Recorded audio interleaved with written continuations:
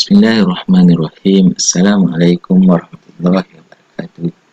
Nama saya Muhammad Khairuddin Luqman, nombor matrik 055901. Video ini kami akan membentangkan tentang tajuk kajian kami, iaitu teori Darwin tentang manusia. Sebelum kita masuk kepada perbincangan kita, marilah sama-sama kita mendengar apa itu insan.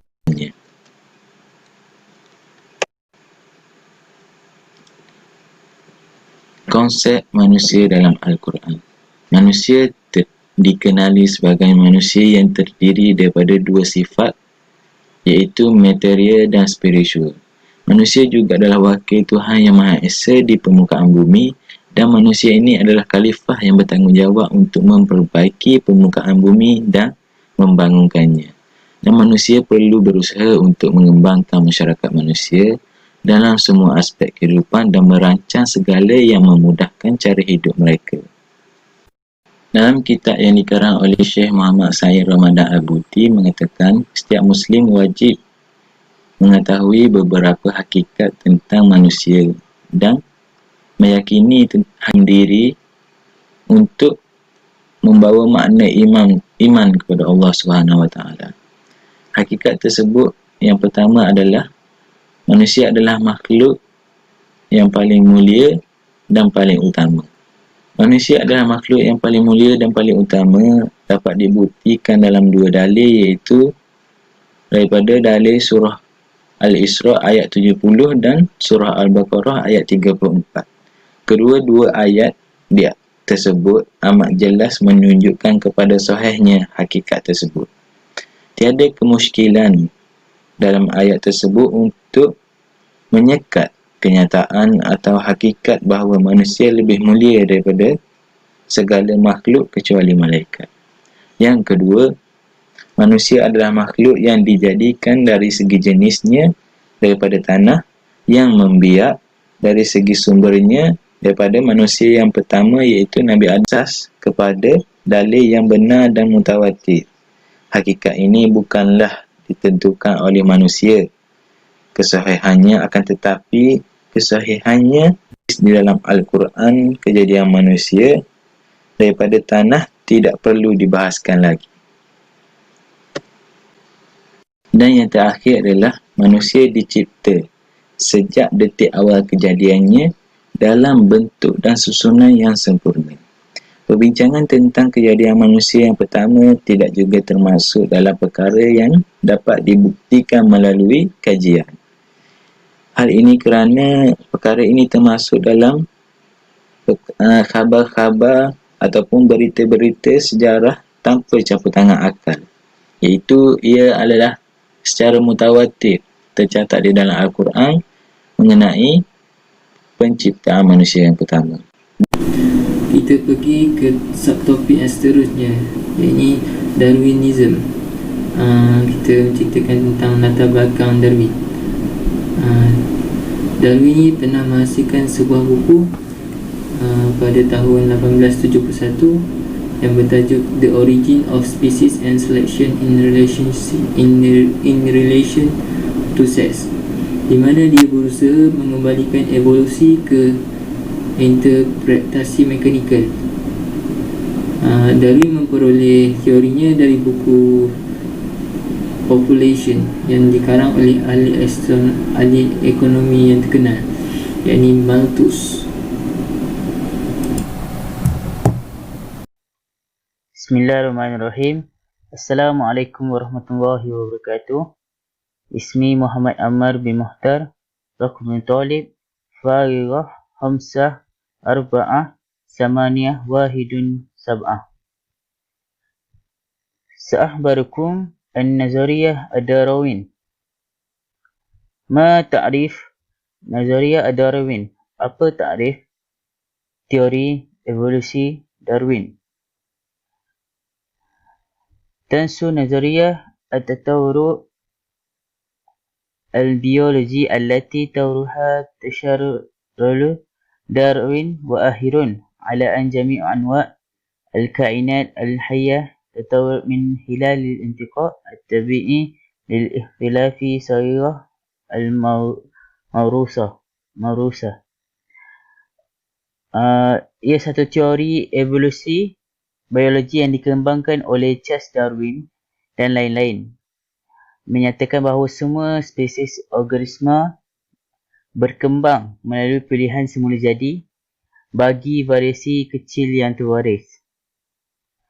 Allati ta'azzuzu qudratu al-ifrad ala munafisah wa tanzim az-zati wa takathur, yang meningkatkan kebolehan individu untuk bersaing, bermandiri dan membiak. Syatamilat hazin nazariyah fil asli ala mafhum wasi'un li tahwil al-anwa' aw li tatawurul lazi haslu ala qabul ulum ammah. Teori ini pada asalnya hanya menyatakan konsep luas bagi transmutasi spesies atau bagi evolusi yang hanya menerima sains umum.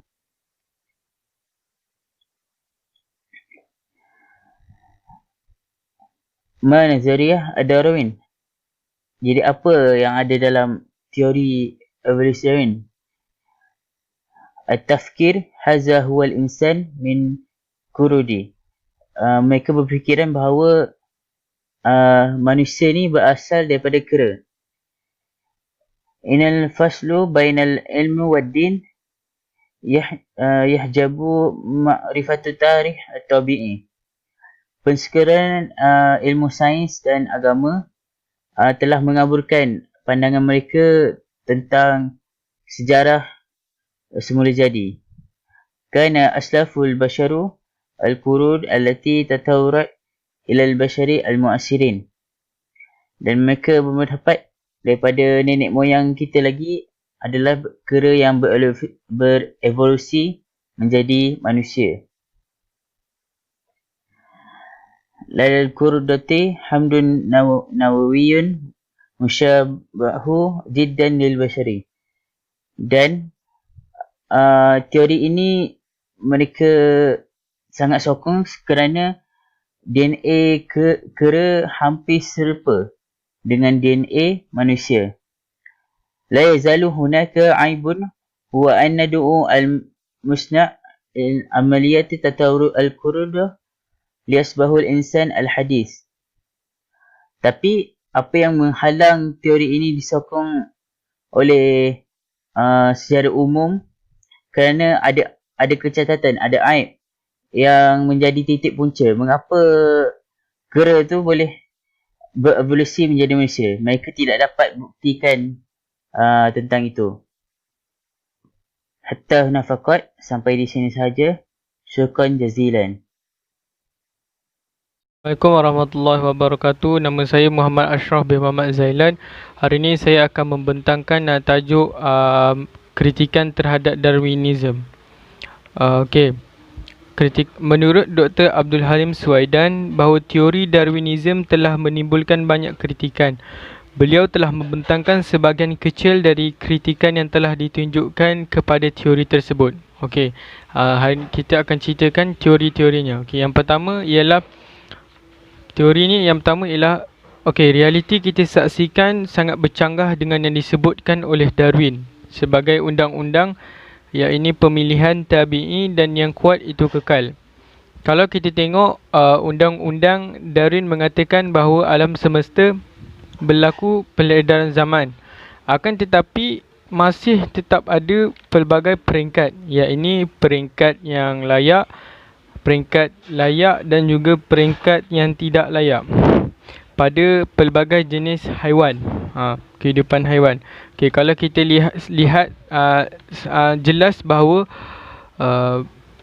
perubahan tabi'i ini tetap akan melepasi titik permulaan.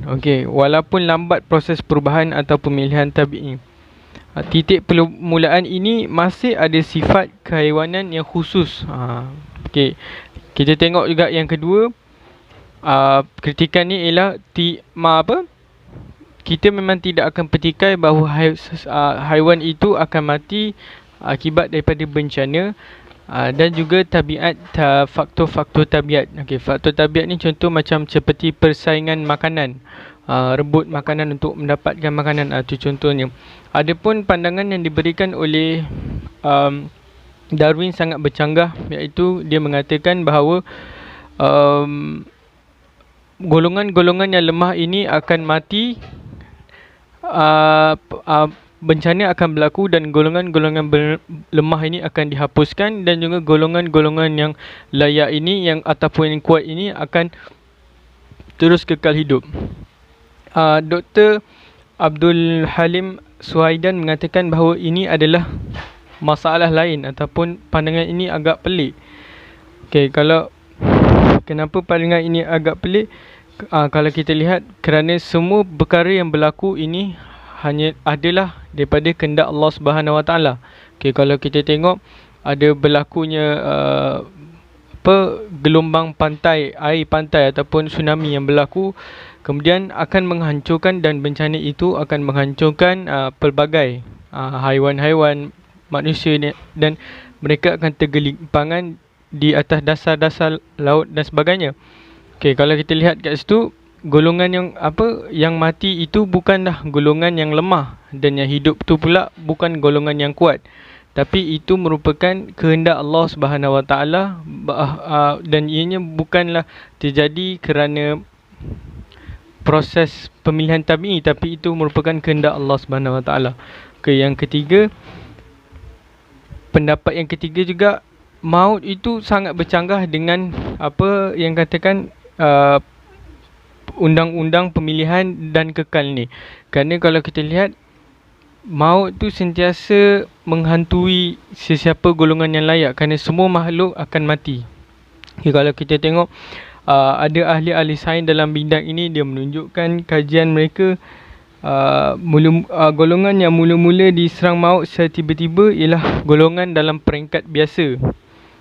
Yang lebih banyak kekal adalah golongan yang berada dalam peringkat biasa. Maksudnya kita nampak kat sini bahawa teori Darwin ni sangat bercanggah. Yang keempat, kita boleh lihat bahawa proses atau penapisan bukannya gerakan mekanikal, sama ada dalam bentuk yang direka ataupun dalam bentuk asalnya yang tabi'i, tetapi merupakan jalan dan cara untuk mencapai matlamat itu, merupakan suatu proses yang memerlukan kefahaman yang rumit. Macam mana proses macam tu boleh dijadikan hubungan kepada tabiat yang bersifat mekanisme. Pemilihan yang lebih layak dan lebih kuat mestilah berasaskan undang-undang yang dapat bezakan antara yang mana yang layak ataupun yang mana yang kuat daripada yang rendah, yang dapat memberi sebab dan seterusnya, dapat mengarah dan memandunya. Atas undang-undang apakah yang jadikan panduan tabiat dalam kerja pemilihan, apakah dia sebab yang dirasakan penting oleh tabiat, di mana dengan kesan dan pengaruh itu telah melancarkan tugas tersebut. Itulah pandangan keempat ataupun kritikan yang diberikan, persoalan yang diberikan oleh Dr. Abdul Halim Suhaidan terhadap pandangan Darwin.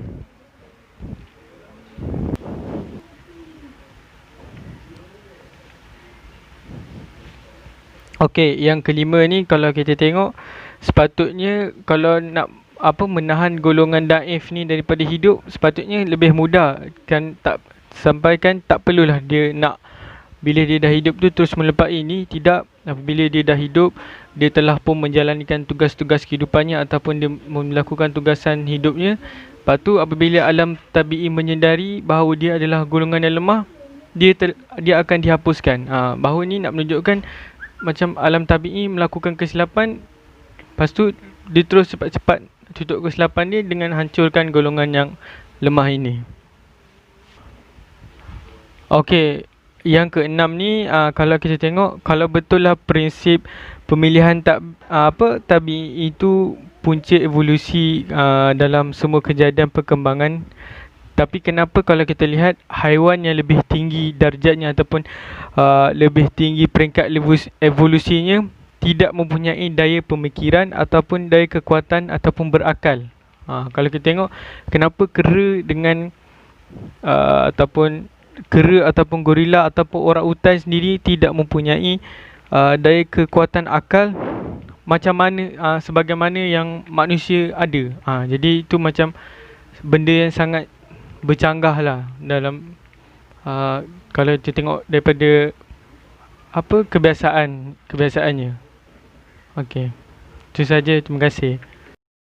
Seterusnya ialah yang ketujuh, telah terbukti melalui kajian